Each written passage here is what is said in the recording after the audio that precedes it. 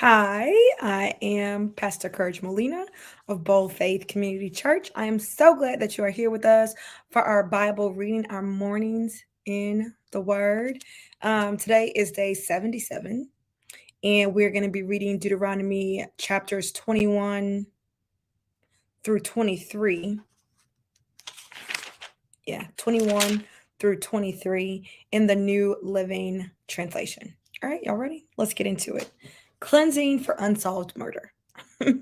When you are in the land the Lord your God is giving you, someone may be found murdered in a field and you don't know who committed the murder. In such a case, your elders and judges must measure the distance from the site of the crime to the nearby towns. When the nearest town has been determined, that town's elders must select from the herd a heifer that has never been trained or yoked to a plow. They must lead it down to a valley that has not been plowed or planted and that has a stream running through it. There in the valley, they must break the heifer's neck.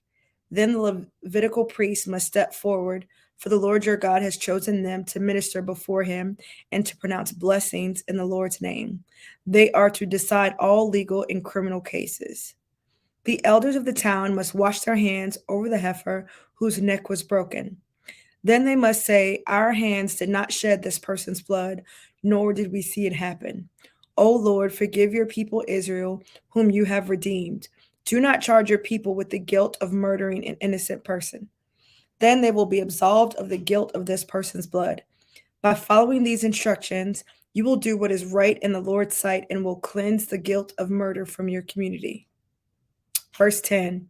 Suppose you go out to a war against your enemies, and the Lord your God hands them over to you, and you take some of them as captives. And suppose you see among the captives a beautiful woman, and you are attracted to her and want to marry her.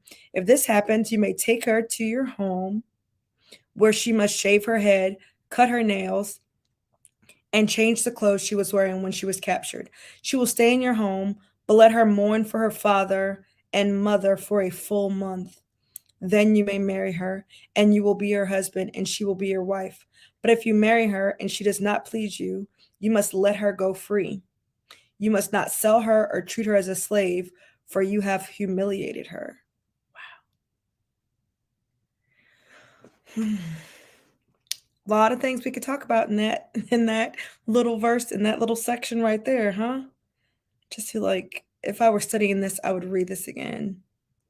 Yeah, but we're reading. So I'm going to go on. Verse 15. Suppose a man has two wives, but he loves one and not the other, and both have given him sons. And suppose the firstborn son is the son of the wife he does not love. Let me go back. Suppose a man has two wives, but he loves one and not the other. This immediately makes me think of who? Jacob and Rachel and Leah. And suppose the firstborn son is the son of the wife he does not love. When the man divides his inheritance, he may not give the larger inheritance to his younger son, the son of the wife he loves, as if he were the firstborn son. He must recognize the rights of his oldest son, the son of the wife he does not love, by giving him a double portion. He is the first son of his father's virility, and the rights of the firstborn belong to him. So this happens. This right here is happening after the whole thing with Jacob and Leah and Rachel and some of the other ones that you saw too. But there are some new ones that are coming. Yeah, some new ones that are coming after this is given to them. And I can see right now that it's not right. Right? Like, oh, well, he gave a double portion to the firstborn of the son of the woman that he loved. And we see that. That's why I always say, the word of God is both prescriptive and the text from the Bible.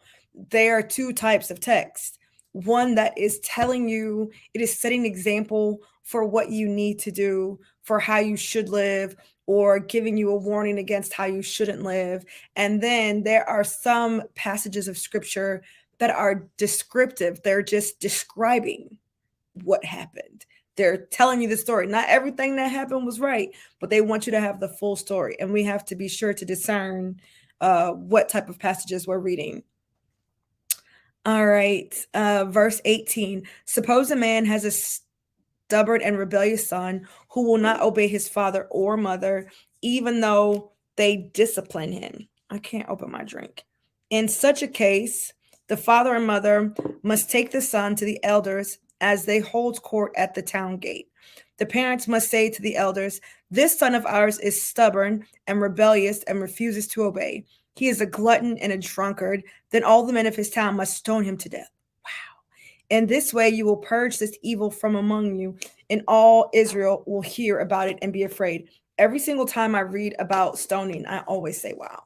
It's like, because I just think, wow, that's how they deal with the rebellious sons. Now we'll go on to various regulations. We're in chapter 21, verse 22. If someone has committed a crime worthy of death and is executed and hung on a tree, the body must not remain hanging from the tree overnight. You must bury the body that same day. For anyone who is hung is cursed in the sight of God. In this way, you will prevent the defilement of the land the Lord your God is giving you as your special possession. Chapter 22. If you see your neighbor's ox or sheep or goat wandering away, don't ignore your responsibility. Ooh. If you see your neighbor's ox or sheep or goat wandering away, don't ignore your responsibility. It's your responsibility because you saw it. Okay. Take it back to its owner. It says, don't ignore your responsibility. How many times have you saw something and didn't say anything? They got all these signs up because, you know, human trafficking is such a huge thing all over the world. And I guess there are some places that are more hotspots than others. And so they have these signs. If you see something, say something. And they say that because it is your response, because people don't feel like it's their responsibility. You will see people videoing things and not getting involved. You will hear somebody say, "Oh, yeah, well, I saw them, but I didn't do nothing." They won't even pick up the phone to dial 911. They won't even call security. They would just be like, "Oh my gosh, I didn't want to get involved." For people of God, if you see your neighbor's ox or sheep or goat wandering away, don't ignore your responsibility. Take it back to its owner. If its owner does not live nearby or you don't know who the owner is, take it to your place and keep it until the owner comes looking for it. Then you must return it. So it's no finders keepers, losers weepers. Okay. Verse 3. To the same, if you find your neighbor's donkey, clothing, or anything else your neighbor loses, don't ignore your responsibility. If you see that your neighbor's donkey or ox has collapsed on the road, do not look the other way. Go and help your neighbor get back on its feet. A woman must not put on men's clothing, and a man must not wear women's clothing. Anyone who does this is detestable in the sight of the Lord your God. If you happen to find a bird's nest, and just for the record, this is not about women wearing pants. Okay. It's not about women wearing pants. Did none of them have on pants? They all had on dresses back then. I really cannot open this. That's a distraction. I'm just going to ignore it for now. Verse 6. If you happen to find a bird's nest in a tree or on the ground, and there are young ones or eggs in it with the mother sitting in the nest, do not take the mother with the young. You may take the young, but let the mother go so that you may prosper and enjoy a long life. When you build a new house, you must build a railing around the edge of its flat roof. That way you will not be considered guilty of murder if someone falls from the roof. Wow. You must not plant any other crop between the rows of your vineyards. If you do, you are forbidden to use either the grapes from the vineyard or the other crop. You must not plow with an ox and a donkey harnessed together. You must not wear clothing made of wool and linen woven together. You must put 4 tassels on the hem of the cloak with which you cover yourself on the front, back, and sides. Verse 13, we're into regulations for sexual purity. Suppose a man marries a woman, but after sleeping with her, he turns against her and publicly accuses her of shameful conduct, saying, "When I married this woman, I discovered she was not a virgin." Then the woman's father and mother must bring the proof of her virginity to the elders as they hold court at the town gate. Her father must say to them, "I gave my daughter to this man to be his wife, and now he has turned against her. He has accused her of shameful conduct, saying, 'I discovered that your daughter was not a virgin. But here is the proof of my daughter's virginity.' Then they must spread her bed sheets before the elders. The elders must then take the man and punish him. They must also fine him 100 pieces of silver, which must pay which he must pay to the woman's father because he publicly accused a virgin of Israel of shameful conduct. The woman will then remain the man's wife and he may never divorce her.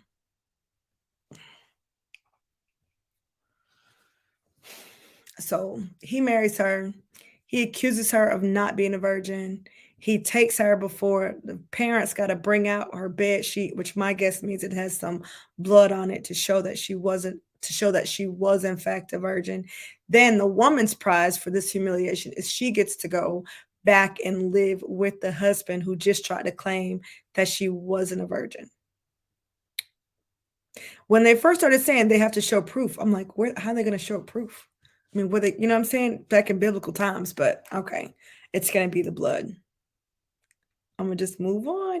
Listen, if things don't make sense, or you have questions, or you have wonderings, then I encourage you to follow those wonderings, to write down your wonderings, to journal. I'm saying wonderings, like I wonder, but I wonder what about this? I wonder all the time. I think it's a great exercise. I teach my congregation to wonder. I teach my faith clients to wonder. My coaching clients, I teach everybody to wonder. Wonder, wonder, wonder. I wonder what it would look like. And so when I look at this, I wonder, what about if she didn't have any blood? What if she didn't have any blood, but she still was, in fact, a virgin? It's possible that she had blood and she wasn't a virgin. That's also possible. Okay. I'm just going to move on. Moving on. Um, Verse 20. But suppose the man's accusations are true, and he can show that she was not a virgin. The woman must be taken to the door of her father's home, and there the men of the town must stone her to death, for she has committed a disgraceful crime in Israel by being promiscuous while living in her parents' home. In this way, you will purge this evil from among you. If a man is discovered committing adultery, both he and the woman must die. Come on now, let's read that again. If a man is discovered committing adultery, both he and the woman must die. In this way, you will purge Israel of such evil. Do you remember when the men brought this girl out caught in the act of adultery? They did not bring the man with her, even though right here clearly if a man is discovered committing adultery, both he and the woman must die. Verse 23. Suppose a man meets a young woman, a virgin who's engaged to be married, and he has sexual intercourse with her. If this happens within a town, you must take both of them to the gates of that town and stone them to death. The woman is guilty because she did not scream for help. The man must die because he violated another man's wife.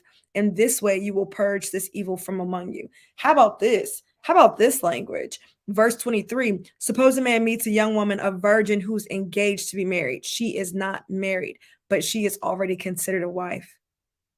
The man must die because he violated another man's wife. Come on. Verse 23. But if the man meets the engaged woman out in the country and he rapes her, then only the man must die. Do nothing to the young woman. She has committed no crime worthy of death. She is as innocent as a murdered victim. Since the man raped her out in the country, it must be assumed that she screamed, but there was no one to rescue her. Oh, I get it. So if they were like in town, so you trying to tell us he raped you in the backyard, in the barn or whatever? All these people out here and ain't nobody hear you? That sound like you didn't scream. Okay. But if it was out in the country, they will assume that she screamed. But because it was out, nobody could hear her. Nobody could rescue her. Verse 28. Suppose a man has intercourse with a young woman who is a virgin, but is not engaged to be married. A man has intercourse with a young woman who's a virgin but is not. So we're just talking about regular old fornicating. If they are discovered, he must pay her father 50 pieces of silver. Then he must marry the young woman because he violated her, and he may never divorce her as long as he lives. A man must not marry his father's former wife, for this would violate his father. Can we just go back to this last one? So if they have sex, he's got to pay. He defiled her. He's got to marry her, and he can never divorce her as long as he lives. Now, Mm, mm-mm. Verse or chapter 23. If a man's testicles, wow, are crushed or his penis is cut off, he may not be admitted to the assembly of the Lord. If a person is illegitimate by birth, neither he nor his descendants for 10 generations may be admitted to the assembly of the Lord. No Ammonite or Moabite or any of their descendants for 10 generations must be admitted to the assembly of the Lord. These nations did not welcome you with food and water when you came out of Egypt. Instead, they hired Balaam, son of Beor, from Pethor in distant Aram Naharaim to curse you. But the Lord your God refused to listen to Balaam. He turned the intended curse into a blessing because the Lord your God loves you. As long as you live, you must never promote the welfare and prosperity of the Ammonites or Moabites. Do not detest the Edomites or the Egyptians, because the Edomites are your relatives and you lived as foreigners among the Egyptians. The third generation of Edomites and Egyptians may enter the assembly of the Lord. Miscellaneous regulations. Verse 9. When you go to war against your enemies, be sure to stay away from anything that is impure.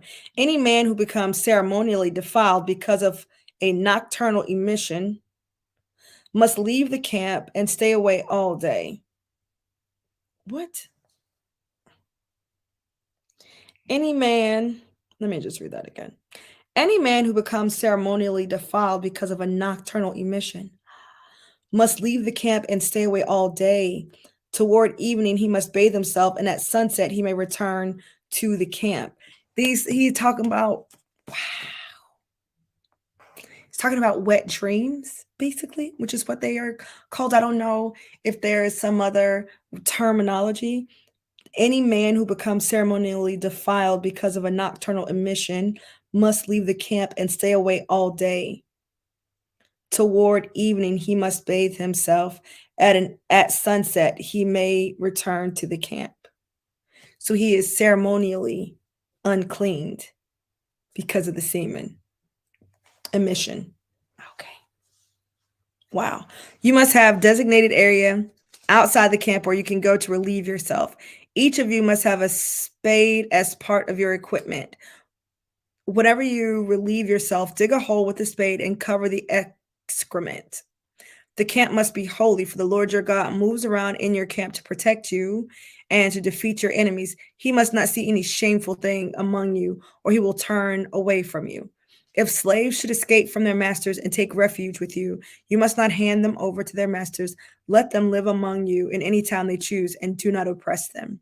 No Israelite, whether man or woman, may become a temple prostitute. When you are bringing an offering to fulfill a vow, you must not bring to the house of the Lord your God any offering from the earnings of a prostitute, whether a man or a woman, for both are detestable to the Lord your God. Do not charge interest on the loans you make to a fellow Israelite, whether you loan money or food or anything else. You may charge interest to foreigners, but you may not charge interest to Israelites, so that the Lord your God may bless you in everything you do in the land you are about to enter and occupy. When you make a vow to the Lord your God, be prompt in fulfilling whatever you promised.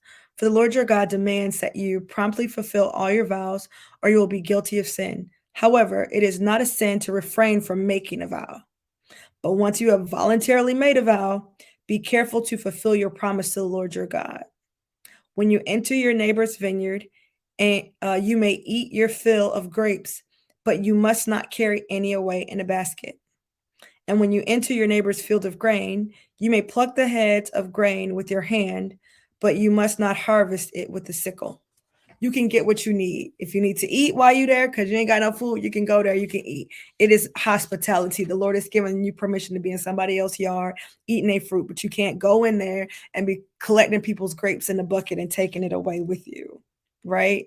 Makes sense. Makes sense. Listen, I hope this has blessed you. If this has blessed you, be sure to hit the like button. If you are ready to build the habit of being in your word daily, then go ahead and click that subscribe button, hit the notification so that you can be notified every single time we drop new videos, whenever we're streaming live. And be sure to share this channel too. Share this channel with a friend that maybe you want to go through the Bible reading plan with and hold each other accountable.